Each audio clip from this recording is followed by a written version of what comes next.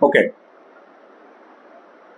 এখন আমি আপনাদেরকে ভোক্তা অধিকার, কনজিউমার রাইটের কথা বলবো। বাংলাদেশে যত ফুড, যত খাবার একজন ভোক্তার জন্য উৎপাদন হয়, ফল মূল শাক সবজি, যে কোনো ধরনের খাবার, সেই খাবারটা কতটুকু পিওর, কতটুকু লিগ্যাল, এবং সেটার মধ্যে ইনগ্রেডিয়েন্ট ঠিক মতো আছে কিনা, এইটা দেখার দায়িত্বে আছে ভোক্তা অধিকার সংরক্ষণ অধিদপ্তর।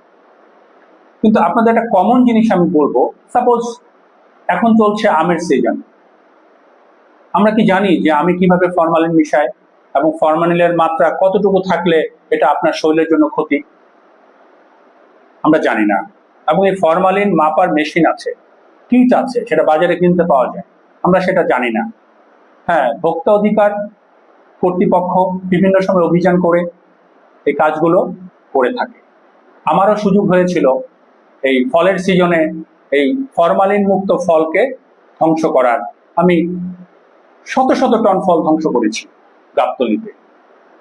এবং একটা ফলের মধ্যে কৃষকের কাছ থেকে আনার পরে মধ্যস্বত্বভোগীরা যে তাদের গোডাউনে কি পরিমাণ কেমিক্যাল মিক্সিং করে, এটা জানলে আপনাদের গা শিউরে উঠবে। তাহলে বলবেন যে এখানে সাধারণ মানুষ, আমি 1 কেজি আম কিনবো, আমার কি করার আছে? এই ফরমালিন আপনার ফ্যামিলির বাচ্চাদের, তাদের বডিতে, তাদের বডির সফট পার্ট গুলিতে, কিডনি লিভার হার্টে মারাত্মক ক্ষতি করছে। তারপরও তো আমরা বেঁচে আছি, কারণ আমরা বাংলাদেশি। এখন আমার কাছে একটা টেকনিক্যাল সিস্টেম আছে। যে কোনো ফ্রুটস, যে কোনো সবজি, যে কোনো ফল আপনি যখন কিনবেন, আপনি বুঝবেন যে এটা একটা জঙ্গল থেকে আসছে, এটা একটা বাগান থেকে আসছে। তার মানে ওখানে অনেক রকম কীট পতঙ্গ এটার উপর চড়েছে, অনেক ধুলাবালি ময়লা। তারপরে আবার এটা যখন ক্রয় করেছে কেউ, সেখানেও মেডিসিন দেওয়া হয়েছে। তো ফার্স্ট কাজ হচ্ছে, যখনই আপনি একজন পিতা হিসাবে, একজন মাতা হিসাবে, একজন পরিবারের সদস্য হিসাবে কোনো ফল আপনি বাজার থেকে কিনলেন, কোনো সবজি কিনলেন, আপনি সরাসরি চলে যাবেন আপনার ওয়াশরুমে, বাথরুমে, আপনি বড় বালতিতে পানি দিয়ে সেটাকে 5 মিনিট ভিজিয়ে রাখবেন। দেখবেন একটা কেমন গন্ধ আসতেছে।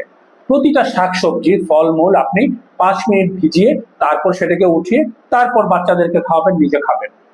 তাতে হয় কি, ম্যাক্সিমাম ফরমালিন বা বিষাক্ত যে কার্বাইড দেওয়া হয় কলার মধ্যে, এগুলো সেখান থেকে ম্যাক্সিমামটা চলে যায়, যেটা আপনার জীবনটাকে কিছুটা হলে রক্ষা করবে।